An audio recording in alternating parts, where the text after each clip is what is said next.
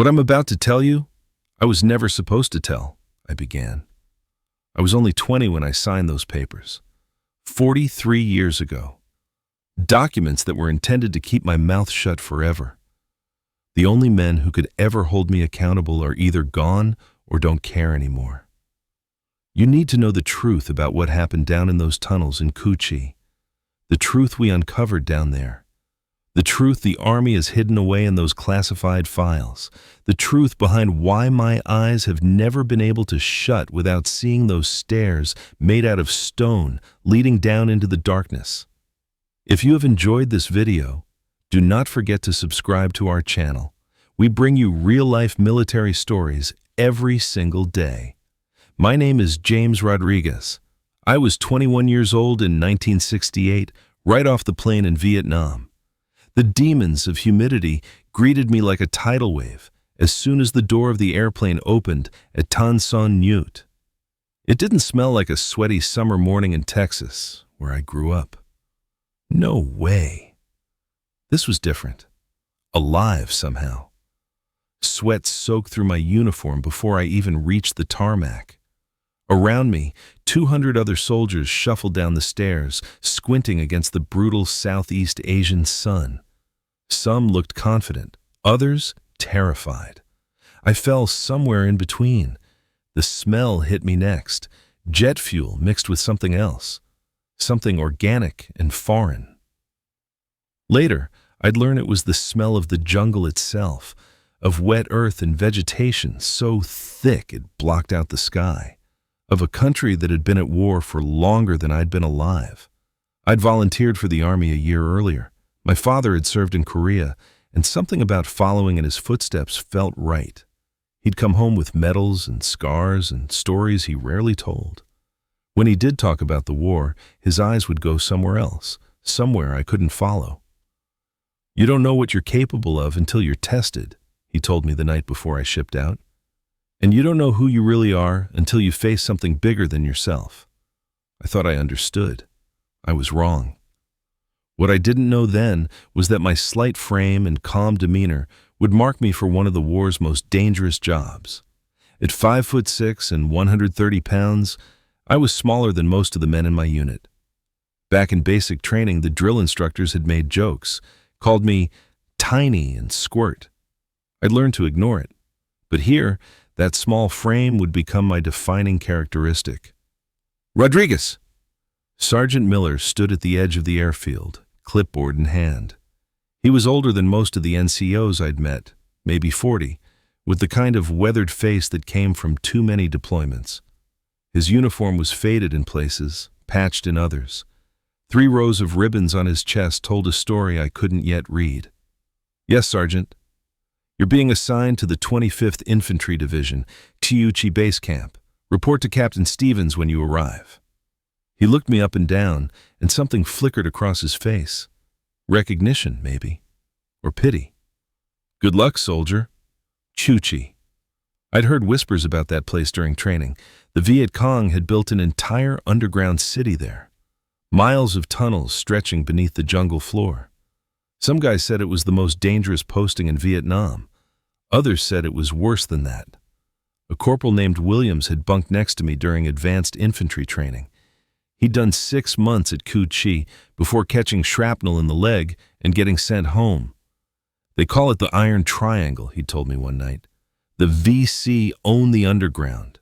They pop up like ghosts, hit you hard, then disappear back into the earth. And we're supposed to go down there after them. Into the dark, into spaces so tight you can't turn around, can't raise your weapon, can barely breathe." "How do you fight in a place like that?" I'd asked. Williams had laughed, but there was no humor in it. "You don't fight, you survive. Maybe." The truck ride to Cu Chi took 3 hours. We bounced along rutted roads while local children waved from the roadside.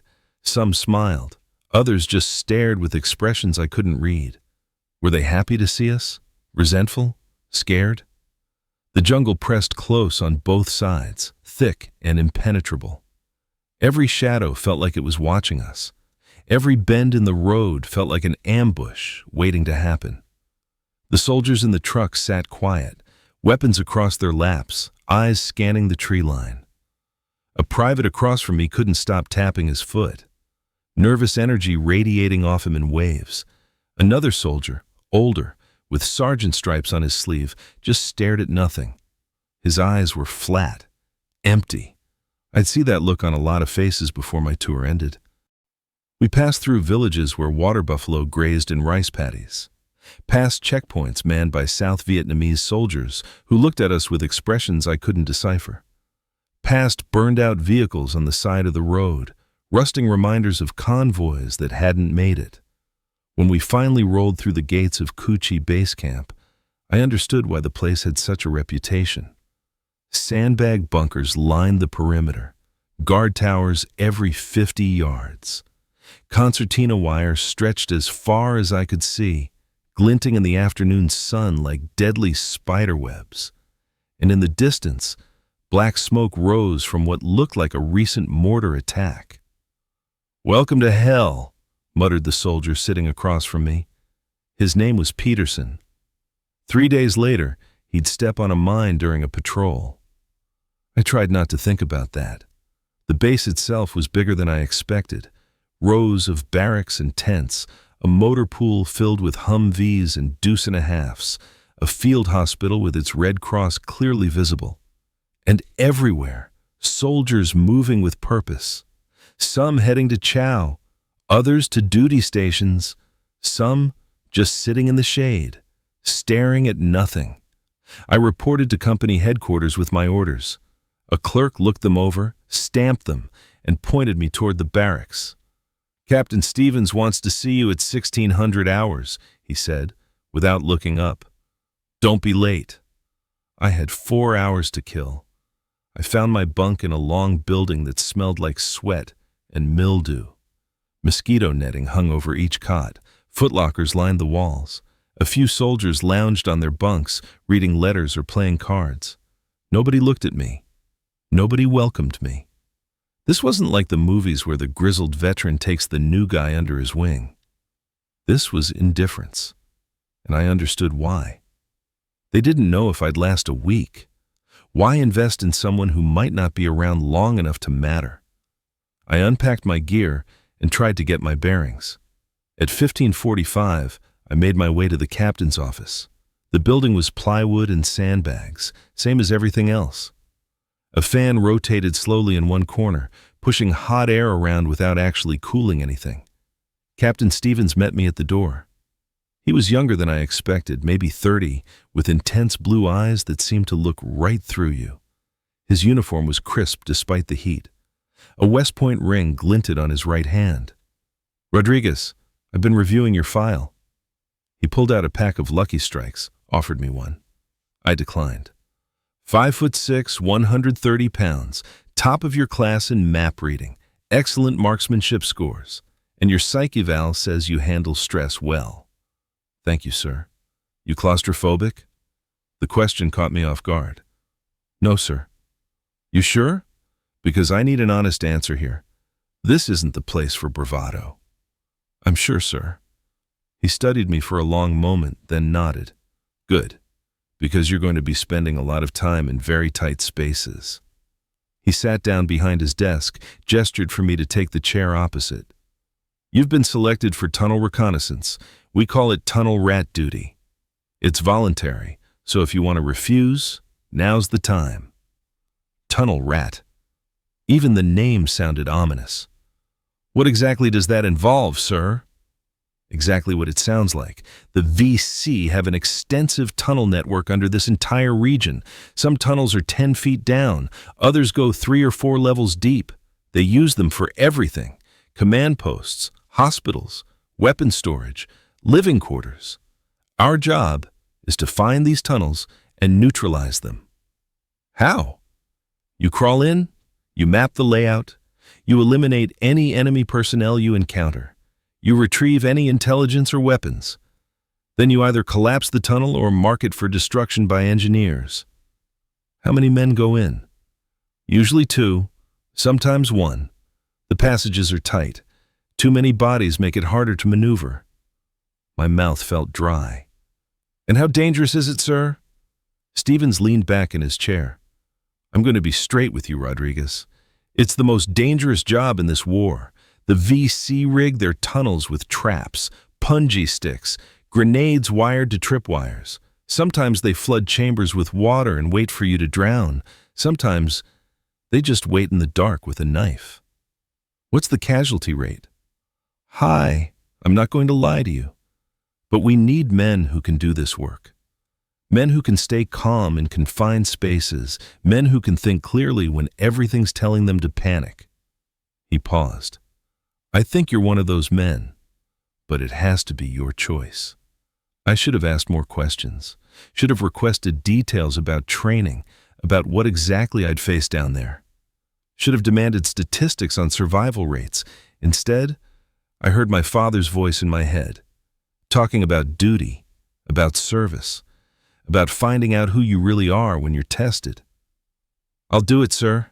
Stevens nodded slowly, something like respect in his eyes.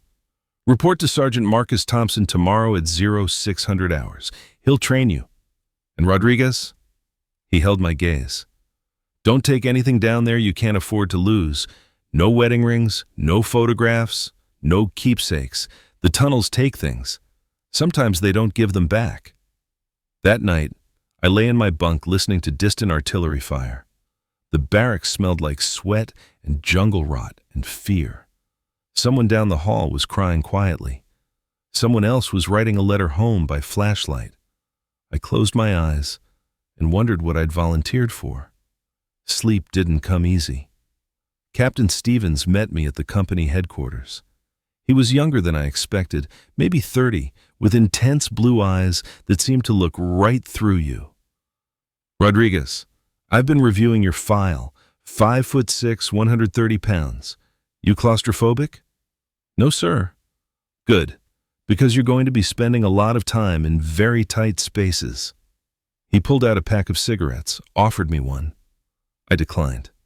You've been selected for tunnel reconnaissance. We call it tunnel rat duty. It's voluntary, so if you want to refuse, now's the time. I should have asked more questions, should have requested details about what exactly tunnel reconnaissance involved. Instead, I heard my father's voice in my head talking about duty and service. I'll do it, sir. Stevens nodded slowly. Report to Sergeant Marcus Thompson tomorrow at 0600. He'll train you. And Rodriguez, don't take anything down there you can't afford to lose. That night, I lay in my bunk listening to distant artillery fire. The barracks smelled like sweat and jungle rot. Someone down the hall was crying quietly. I closed my eyes and wondered what I'd volunteered for. Marcus Thompson changed my life in ways I still don't fully understand. He found me the next morning standing outside the mess hall, watching the sun rise over the rubber tree plantations. The sky was pink and orange, beautiful in a way that seemed wrong for a war zone. You, Rodriguez? I turned. The man standing before me looked like he'd been carved from stone. 6 feet tall, built like a linebacker, with dark skin that had been weathered by sun and combat. Scars ran down his left forearm in parallel lines. Later I'd learned they were from punj sticks in a tunnel near Saigon. His eyes were what I noticed most. Dark brown, almost black, and absolutely calm. In a place where everyone seemed wound tight, ready to snap, Marcus Thompson looked like he was exactly where he wanted to be. Yes, Sergeant. I'm Thompson. People call me Marcus. Down in the tunnels, rank doesn't mean much. It's just you, me, and whatever's waiting in the dark. He handed me a flashlight and a .45 caliber pistol. This is your life now. Learn to love them. The .45 felt heavy in my hand. I'd qualified expert with the M16 in basic training, but I'd never fired a pistol in combat conditions. Why not a rifle, I asked. Too long. Tunnels are tight, 3 feet high at best, sometimes narrower. You need something you can maneuver. He tapped the .45. 7 rounds. Make them count. And try not to fire if you can help it. Sound in a confined space will destroy your hearing. Plus, it tells everyone exactly where you are. Then how? Knife work. Silent, efficient, brutal. He pulled a combat knife from his belt. The blade was matte black, no reflection. "This is your primary weapon. The .45 is backup, last resort." We ate breakfast in silence, powdered eggs and coffee that tasted like motor oil. Around us, other soldiers talked and laughed. Nobody sat near Marcus. I realized later it was out of respect, not fear. Tunnel rats existed in their own world, their own reality. After breakfast, Marcus took me to the training area. The Army had built a mock tunnel system behind the base perimeter. It wasn't exact. Nothing could truly replicate what we'd face underground. But it was close enough to scare you properly. The entrance was a hole in the ground, maybe 2 feet wide, covered by a wooden door. "This tunnel goes down about 8 feet, then levels out for 30 yards before dropping to a second level," Marcus explained. "I'm going to send you through it. No flashlight, no weapons, just you in the dark. When you get to the end, there's a red marker. Bring it back." "No flashlight?" "The VC don't always give you time to grab one. Sometimes you go in blind, need to learn to move by feel." My heart rate kicked up. "And if I get stuck?" "You bang on the walls 3 times, I'll pull you out. But try not to get stuck, shows weakness." He wasn't smiling, but I could see something in his eyes, testing me, seeing if I'd back down. I didn't. I lowered myself into that hole, and the darkness swallowed me whole. The training was brutal. The first drop took forever. My feet dangled in empty air until I found the bottom. The passage was just wide enough for my shoulders. If I'd been any bigger, I would have been trapped immediately. I started crawling. No light. No sound except my own breathing and the scrape of my body against packed earth. The smell was overwhelming. Dirt and moisture and something else. Something like decay. Every few feet, I had to stop and feel ahead, checking for walls, for turns, for drops. My hands shook. Sweat dripped into my eyes. Claustrophobia clawed at the edges of my mind. The passage turned left, then right, then descended again.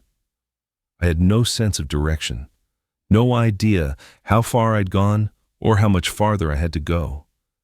At one point, the ceiling lowered so much I had to pull myself forward on my elbows. My chest scraped against the bottom, my back pressed against the top. For 30 seconds, I thought I was stuck, thought I'd have to bang on the walls and admit defeat. Then, the passage opened up slightly. I kept moving.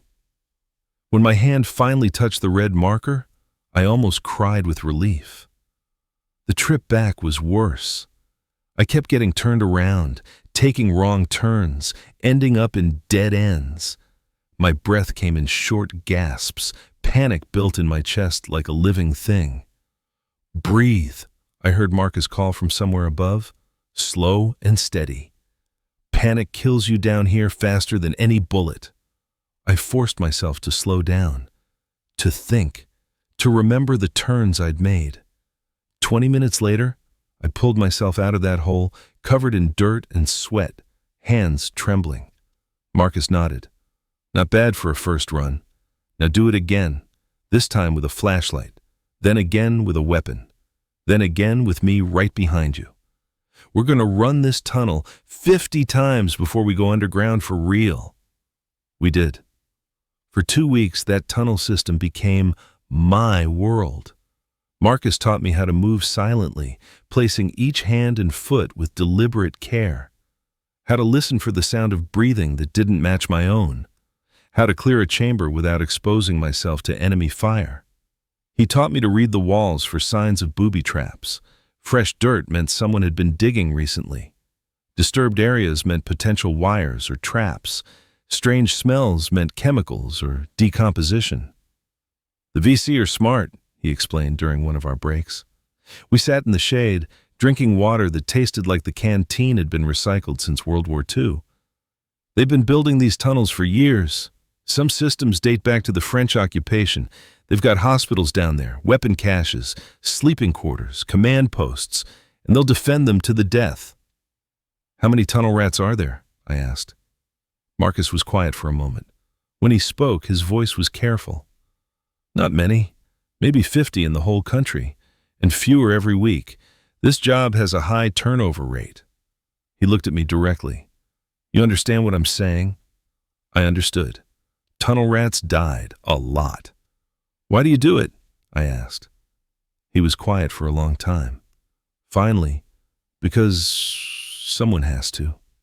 Because these tunnels are how the VC move without being seen, how they attack and disappear, how they survive our air power and artillery. If we don't go down there, if we don't take this fight to them in the one place they feel safe, then this war never ends.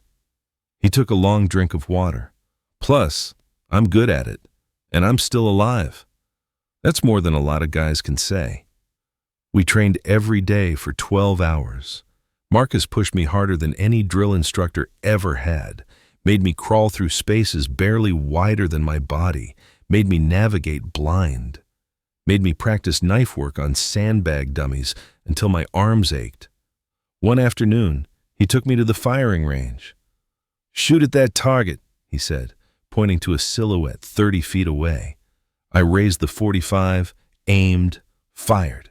The round went wide. Again, I fired. Closer this time, but still not a hit. Marcus stepped behind me. You're aiming like you're on a nice flat range back in training. Down in the tunnels, you don't have time for that. You point and shoot, instinct, muscle memory. He adjusted my grip. When you see an enemy, they're going to be close. 5 feet, maybe 10. You bring the weapon up and you fire. No hesitation, no second guessing. Because if you hesitate, you're dead. We practiced that for hours, quick draw, point shooting, moving and firing, until my arm felt like lead and the recoil bruises covered my palm. Better, Marcus said finally. Now remember, that's last resort. Down in the tunnels, sound is your enemy. Every gunshot tells them exactly where you are, exactly how to find you. The knife work was worse. Marcus had me practice on dummies, but he taught me techniques I'd never learned in any army training. How to come up behind someone in a tunnel, how to silence them quickly and efficiently, where to cut for maximum effect. This isn't clean, he said. This isn't honorable. This is survival. Down there, it's kill or be killed. No rules, no mercy. I practiced until my hand stopped shaking when I held the knife, until the motion felt natural, until I could do it without thinking. Some part of me knew I was changing, becoming something different than the kid who'd stepped off that plane 2 weeks earlier. But I pushed that thought away, focused on the training, on surviving. On my 14th day at Cu Chi, Marcus declared me ready. Tomorrow, we go down for real, he said. Get some sleep tonight. You're going to need it. I tried, but sleep was impossible. I lay in my bunk, staring at the ceiling, running through everything Marcus had taught me, checking and rechecking my gear, making sure my flashlight batteries were fresh, my knife was sharp, my .45 was clean and loaded. Around midnight, Marcus appeared at my bunk. Come with me, he said quietly. We walked to the edge of the base, where the jungle pressed close against the perimeter wire. The night was alive with sounds. Insects, nightbirds, distant artillery. Marcus lit a cigarette, offered me one. This time I took it. There's something I need to tell you before we go down tomorrow, he said. Something they don't put in the training manuals. I waited. The tunnels change you, not just because of what you see or what you do. Something about being underground, in the dark, in those tight spaces. It gets inside you. You start seeing things differently, thinking differently. He took a long drag. Some guys can't handle it. They go down once and refuse to go again. Others go down and never really come back up. They're walking around, but part of them is still in those tunnels. What about you? I'm still figuring that out. He stubbed out his cigarette. Point is, After tomorrow, you're going to be different. Just make sure you remember who you were. Don't let the darkness take all of it." We stood in silence for a while, watching the tree line. "I'm scared," I admitted. "Good. Fear keeps you sharp. It's the guys who aren't scared that die first." He turned to face me. "Tomorrow, stay close. Do exactly what I say.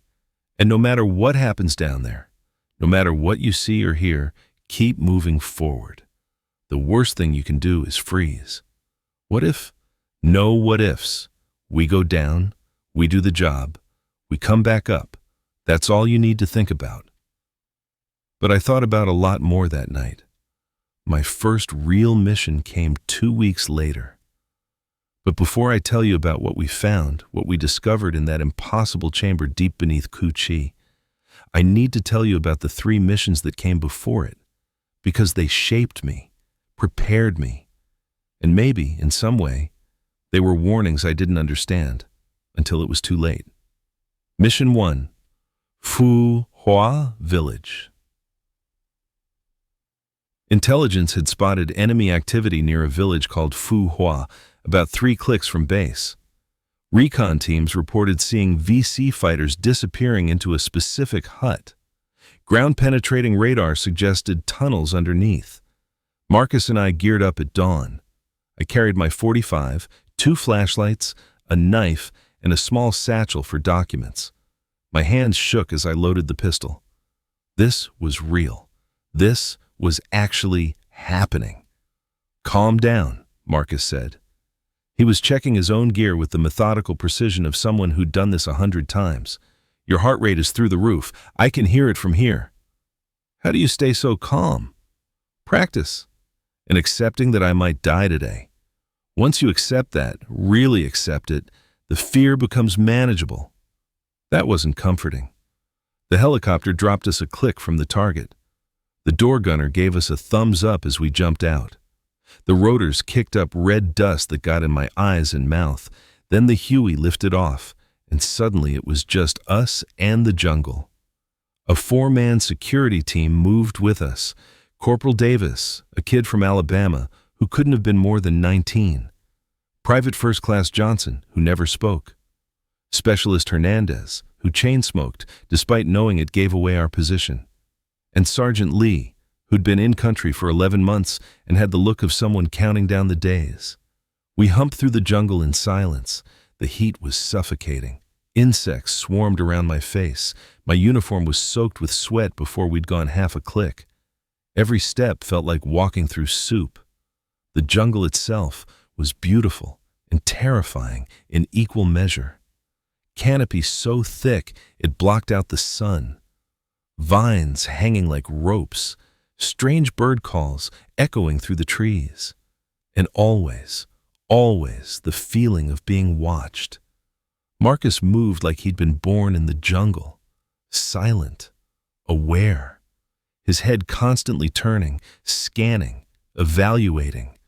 I tried to copy him, but my boots kept catching on roots and my pack kept snagging on branches.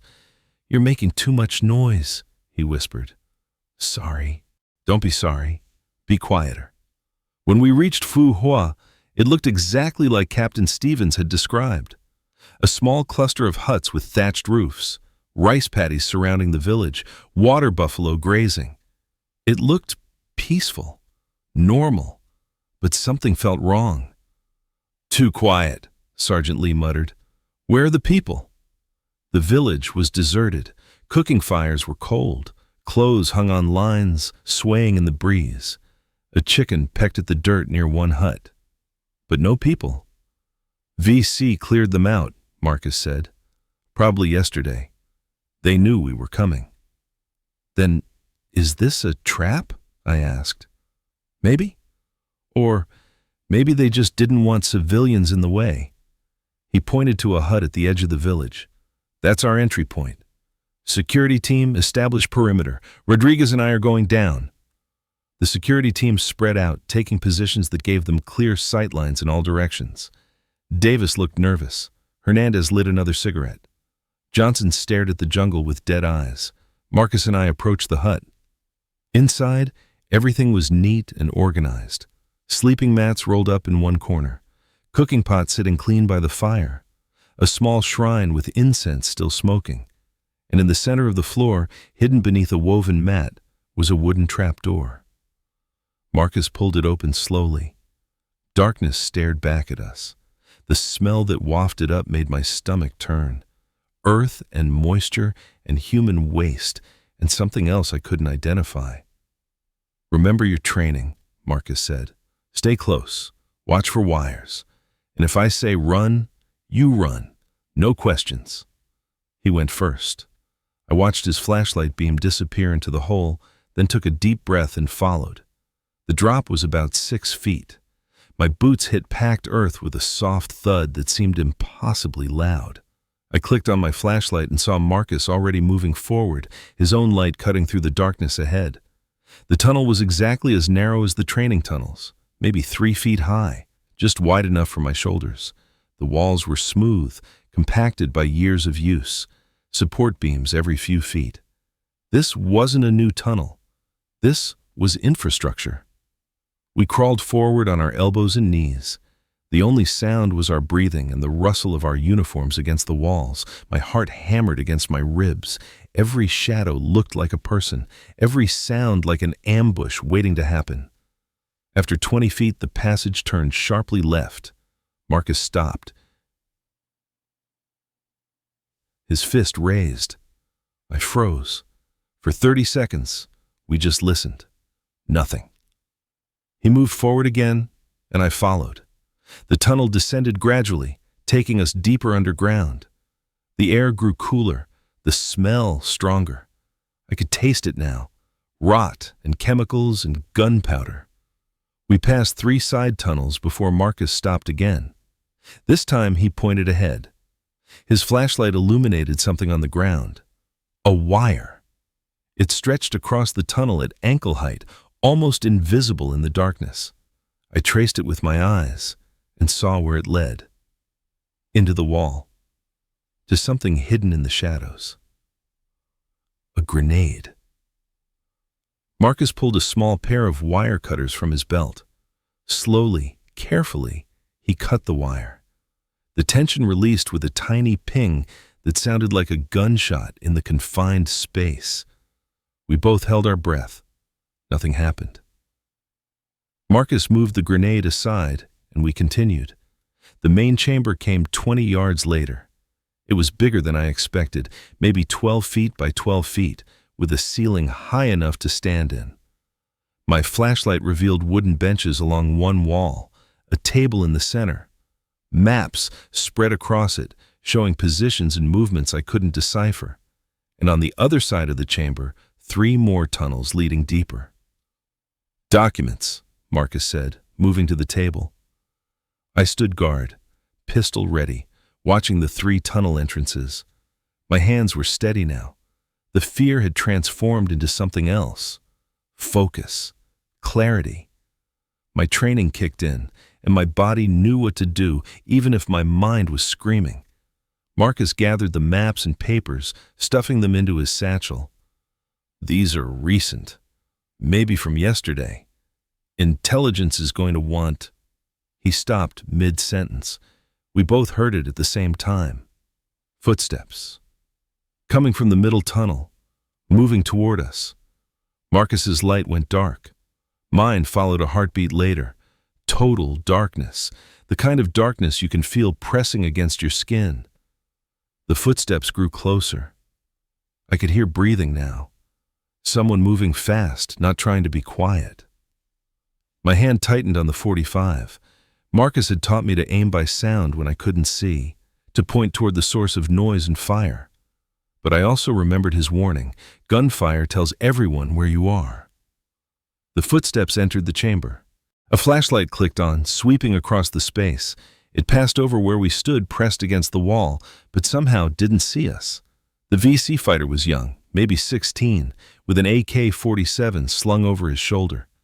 He walked to the table, looking for the maps we'd just taken. Marcus moved so fast I almost didn't see it. 1 second he was next to me. The next, he was behind the VC fighter, knife already moving. It was over in 3 seconds, silent, efficient, brutal. The body slumped to the floor. Marcus wiped his knife on the dead man's shirt and resheathed it. When he spoke, his voice was perfectly calm. "We need to move. If he was coming to check on something, others will follow." We crawled back through the tunnel system faster than we'd entered. Every second felt like an hour. I kept expecting to hear voices behind us. Kept expecting gunfire or grenades, or worse. When we finally pulled ourselves out of that trap door, back into the sunlight, I gasped for air like a drowning man. The security team saw our faces and knew something had happened. "Contact," Sergeant Lee asked. "1 VC neutralized," Marcus reported. "Retrieved intelligence. Tunnel is clear for demolition." Engineers would come later and destroy the system. For now, our job was done. On the helicopter ride back, Marcus put his hand on my shoulder. "You did good. Stayed calm. Followed orders. That's all I can ask." But my hands were shaking again. And when I closed my eyes, I saw that young VC fighter's face in the moment before Marcus's knife found him. That night, I couldn't eat, couldn't sleep. Just sat on my bunk staring at nothing. Marcus found me around midnight. "First kill is always the hardest," he said, "even if you didn't do it yourself." He was just a kid. "Yeah, so are you.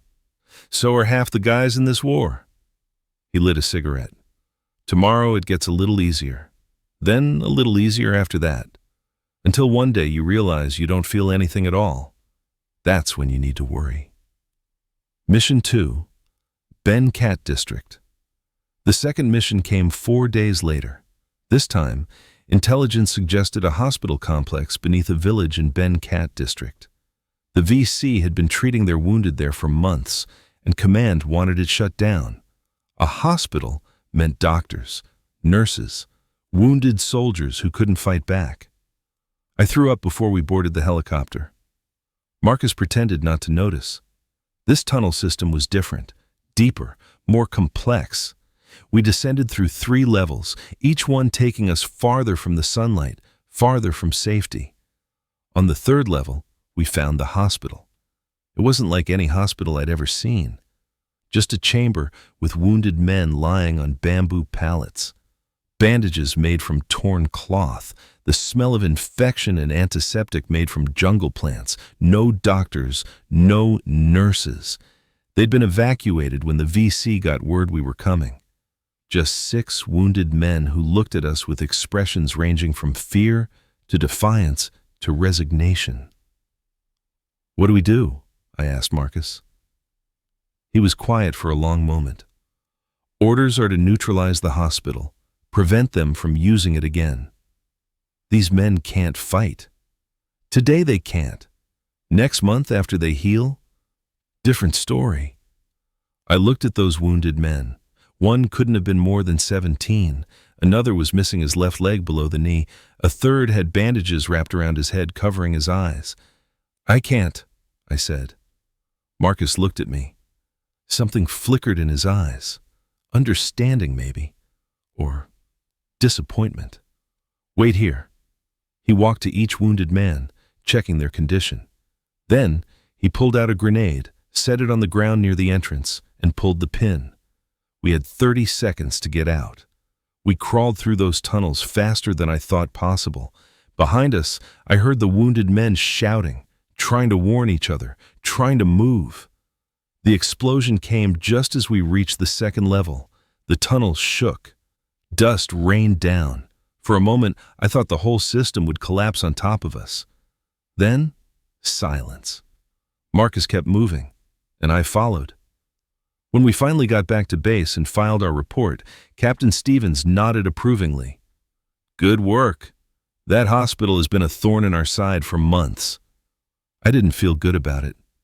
That night I dreamed about those wounded men, about them hearing the grenade's pin pull, about them realizing what was coming and being too hurt to escape.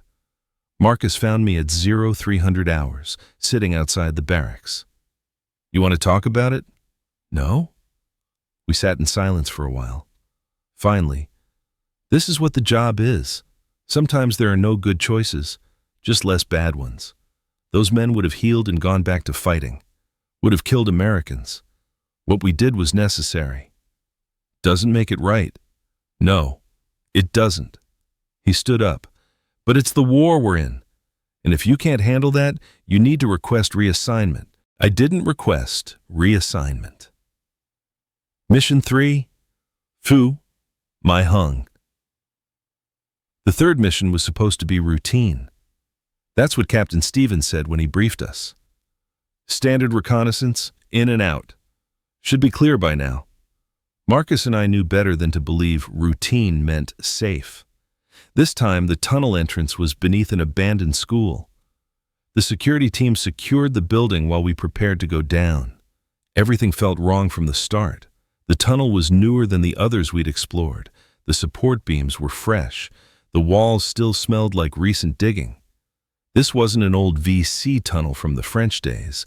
This was something they'd built recently. And that meant they were still using it, actively. We descended carefully, checking every inch for traps. Marcus found 2 more tripwires in the first 30 feet. We disarmed them and kept moving. The tunnel branched more than usual, left and right and left again, a maze designed to confuse invaders, to slow them down, to give defenders time to prepare.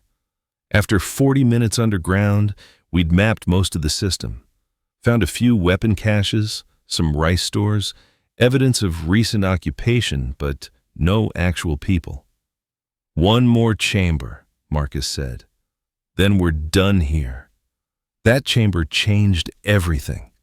It was at the end of the deepest tunnel. The passage leading to it was tighter than anything we'd encountered. I had to pull myself forward on my elbows, my chest scraping the bottom, my pack catching on the ceiling. When I finally squeezed through into the chamber, I understood why it was so hard to reach. This wasn't a VC room. The walls were wrong, too smooth, too carefully constructed, and they were covered in markings that didn't look Vietnamese, didn't look like any language I recognized. Marcus squeezed through behind me. His flashlight joined mine, and together we illuminated what shouldn't have existed. Stone stairs. Not rough-hewn dirt and wood construction. Actual stone stairs, precisely cut and fitted together, descending into darkness below us. "What the hell?" Marcus said quietly. The stairs were old, ancient. The stone was weathered in a way that spoke of centuries, not years, and they descended at a perfect angle, unnaturally straight, into blackness that seemed to swallow our flashlight beams.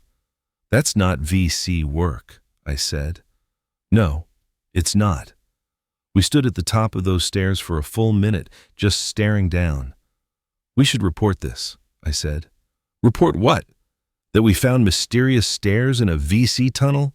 They'll think we're crazy." "Then what do we do?" Marcus looked at me. I saw the same conflict in his eyes that I felt. Duty said report and let someone else investigate. Curiosity said keep going, find out what's down there. "We're already here," he said finally. "Already this deep. Might as well see what's at the bottom." We should have turned back, should have marked the location and exfiltrated, should have followed procedure. But we didn't.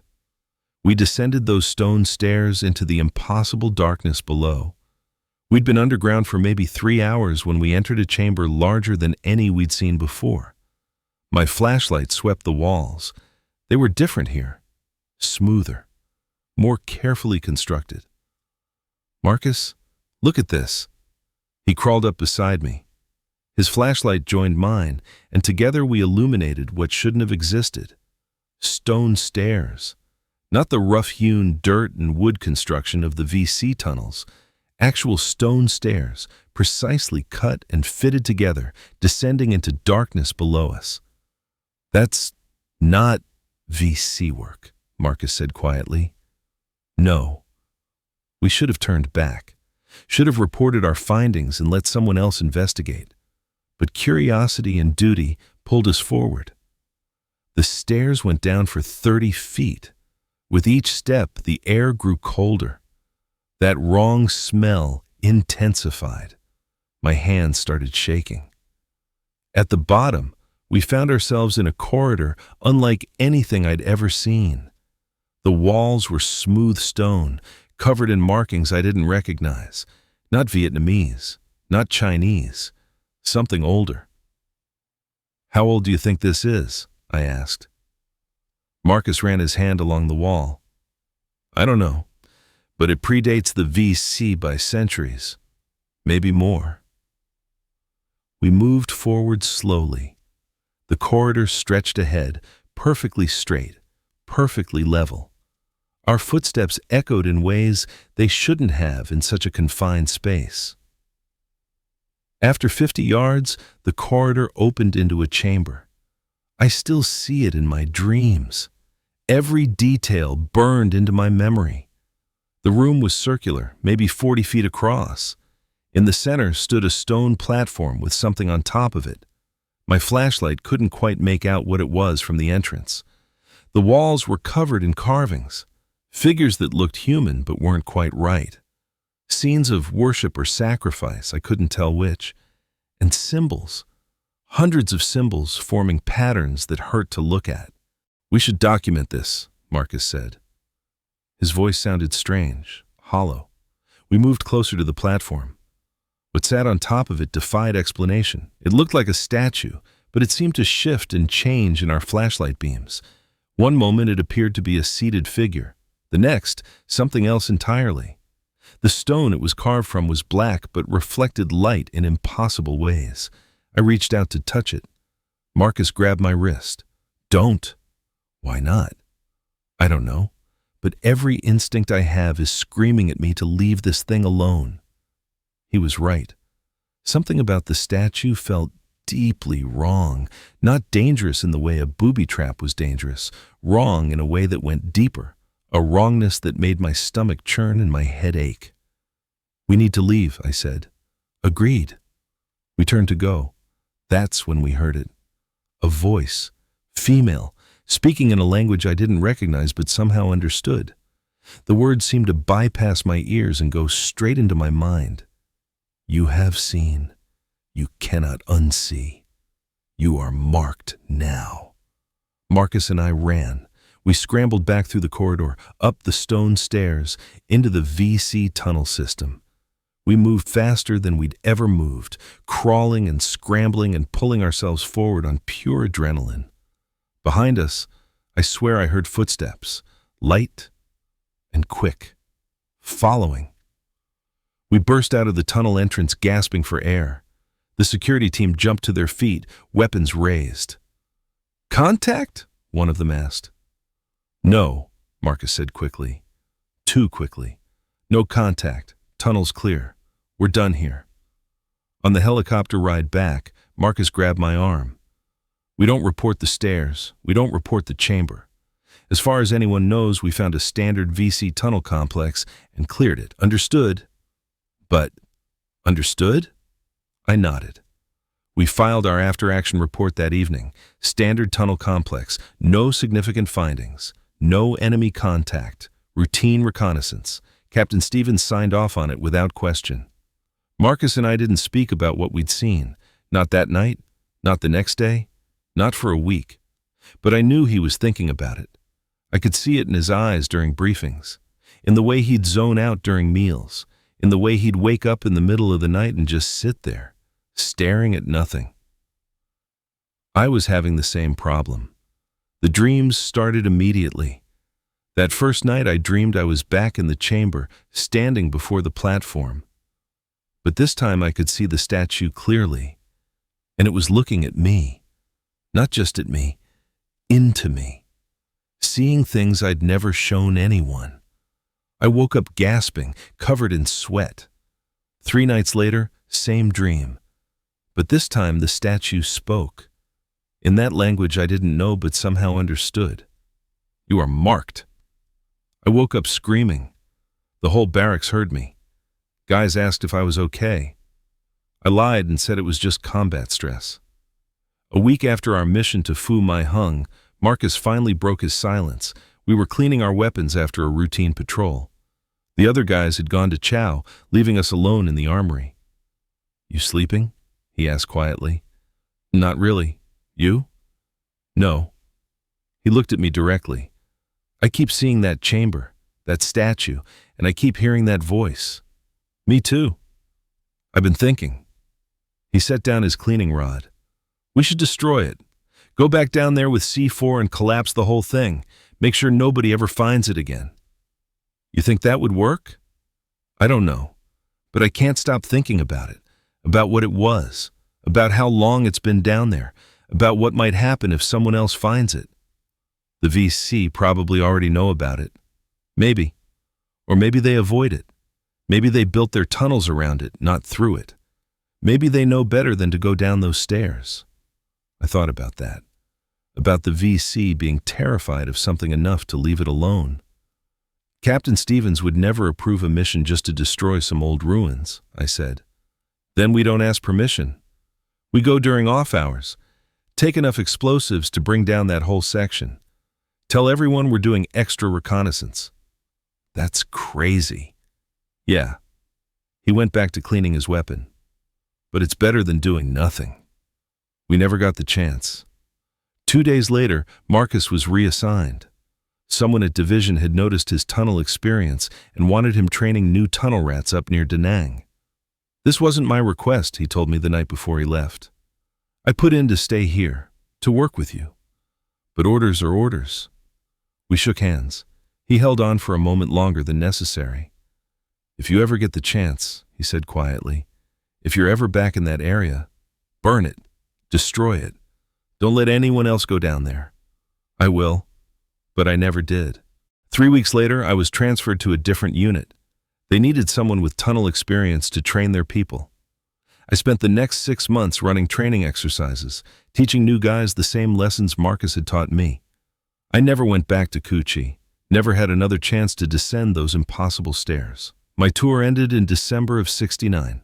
I caught a freedom bird out of Tan Son Nhut on a cold morning, watching Vietnam disappear beneath the clouds. Part of me was relieved to be leaving. Part of me felt like I was abandoning something important. I came home to Texas, got my discharge, used my GI, Bill to go to college, met a girl named Maria at a bar in Austin. We got married 6 months later. Life moved on. But the dreams never stopped. 3 or 4 times a year, I'd wake up in the middle of the night covered in sweat, seeing that chamber. Seeing the statue shift and change in the flashlight beam, hearing that voice, "You are marked." Maria learned to recognize the signs. She'd wake up when I did, put her hand on my shoulder, tell me it was just a dream. But we both knew it was more than that. I tried to forget, tried to bury the memory the same way the Army had buried the truth in classified files. I got a job teaching high school history, had 2 kids, coached Little League, built a normal, quiet life. But every year, on the anniversary of that mission, the dreams would intensify. I'd see new details I hadn't remembered before. The patterns in the stone walls, the symbols that hurt to look at, the way the statue seemed to breathe. In 1980, I tried to find Marcus, wanted to talk to someone who'd been there, who'd seen what I'd seen, who could tell me I wasn't losing my mind. The Army told me he'd separated in '71, gave me a last known address in North Carolina. I wrote him a letter. It came back marked, "Return to sender, addressee unknown." I tried calling directory assistance, no listing. Hired a private investigator to track him down. The investigator came back with nothing. It was like Marcus Thompson had disappeared off the face of the earth. That scared me more than anything. In 1987, I broke down and told Maria everything about the tunnels, about Marcus, about the chamber and the stairs and the statue that didn't belong in this world.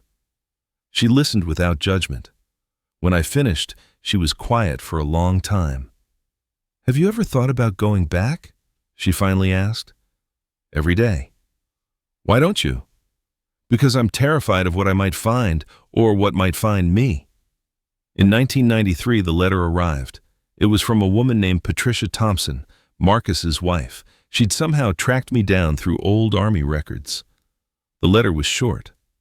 Mr. Rodriguez, I found your name in my late husband's papers. He passed away last week from a heart attack. He was only 52 years old. In his final days, he was having terrible nightmares, talking in his sleep about tunnels and stairs and voices in the dark. I thought you should know. Also, I'm enclosing a note he wrote a few days before he died. He said if anything happened to him, I should make sure you got it. I don't understand what any of this means, but I hope it brings you some closure. My condolences for whatever you both went through. Sincerely, Patricia Thompson. The note from Marcus was written in shaky handwriting. James, if you're reading this, I'm gone, but I need you to know something.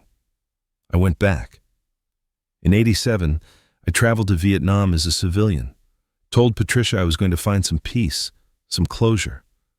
It was a lie. I hired a guide and went back to that village, to that tunnel. The hut was gone. The village had been abandoned for years. But I found the tunnel entrance. I went down alone. I had to know if it was real or if we'd imagined the whole thing. It was real. The VC tunnels were mostly collapsed, but I found my way to that chamber. The stairs were still there, going down into the darkness. I didn't descend them. I couldn't. Just standing at the top, I felt it. That same wrongness, that same sense of something ancient and terrible waiting below. But here's what I need you to understand. I wasn't alone down there. I heard footsteps in the dark. I heard that voice again, speaking in that language I shouldn't understand. And I felt something watching me. Something that knew exactly who I was. Something that had been waiting for me to come back. I ran, got out of that tunnel, and never looked back. Came home and tried to forget again. But it's gotten worse since then. The dreams are every night now, and I keep seeing that statue. Keep feeling it watching me, even when I'm awake. I'm writing this because I think it's killing me. Whatever we saw down there, whatever we disturbed, it's not done with us. It marked us, just like that voice said, and it won't let us go. Don't go back, James. Promise me, don't ever go back. Let it stay buried. Let it stay forgotten. Because I think if you go down there again, you won't come back up. Take care of yourself. And if the dreams get worse, if you start seeing it when you're awake, get help. Don't end up like me. Your friend, Marcus. I held that letter and cried. For Marcus.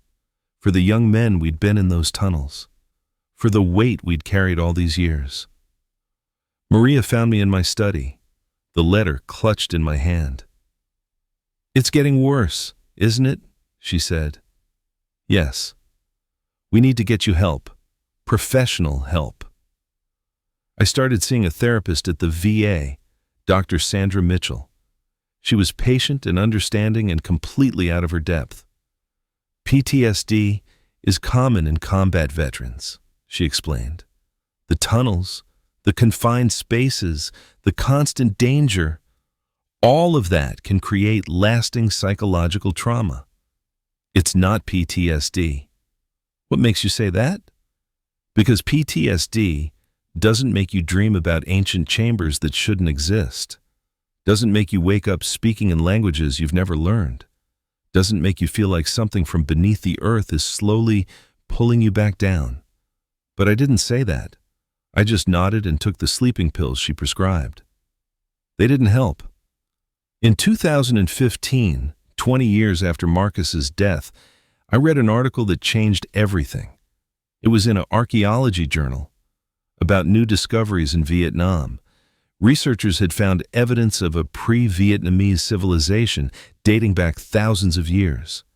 They'd discovered underground structures with stone carvings and architectural techniques that predated any known settlement in the region. The article mentioned several sites. One of them was near Cu Chi. I tried to find more information, called the university that sponsored the research, spoke to a graduate student who was working on the project. The Coochie site is fascinating, she told me. The stonework is unlike anything else we've found in Southeast Asia. It predates the Cham civilization by centuries, maybe millennia. We're trying to get funding for a full excavation. What's down there? I asked. We don't know. The Vietnamese government classified the site last year. Won't let us back in. Won't explain why. All we have are the initial surveys and some photographs. Do you have those photographs? I'm sorry, but I can't share research materials without departmental approval. But if you're interested in prehistoric Southeast Asian cultures, I can recommend some published papers. I hung up. The Vietnamese government had classified the site, just like the American military had classified our report all those years ago. Someone knew what was down there. Someone wanted it kept secret. That night, the dreams were worse than ever. I didn't just see the chamber. I was in it, standing before the platform. And the statue was moving, turning to face me. Its impossible geometry shifting and flowing like liquid stone, and that voice, speaking words that burned themselves into my mind. You are marked. You will return. All who see must return. I woke up screaming. Maria called an ambulance. They took me to the ER, ran tests, found nothing wrong. Panic attack, the doctor said, not uncommon in veterans with PTSD. But I knew better. After that night, things changed. The dreams didn't just come at night anymore. I'd be teaching a class and suddenly see those stone walls superimposed over the classroom. I'd be driving and suddenly smell that underground chamber. I'd hear that voice whispering in quiet moments.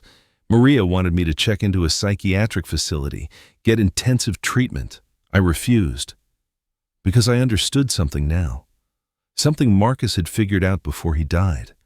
The more we tried to forget, the stronger it became. The more we ran from it, the tighter it held us. We'd disturbed something down in that chamber. Something that had been waiting in the darkness for centuries, maybe millennia. And it wouldn't let us go. I'm 77 years old now. My time is running out. Maybe that's why I'm finally breaking my silence. Maybe that's why I'm telling you this story. Or maybe it's because I need someone else to know. Someone else to carry this burden.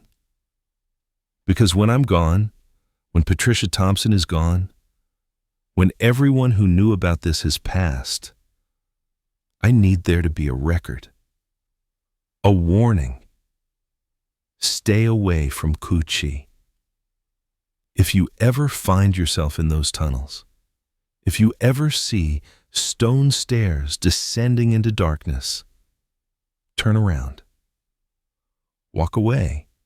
Run if you have to.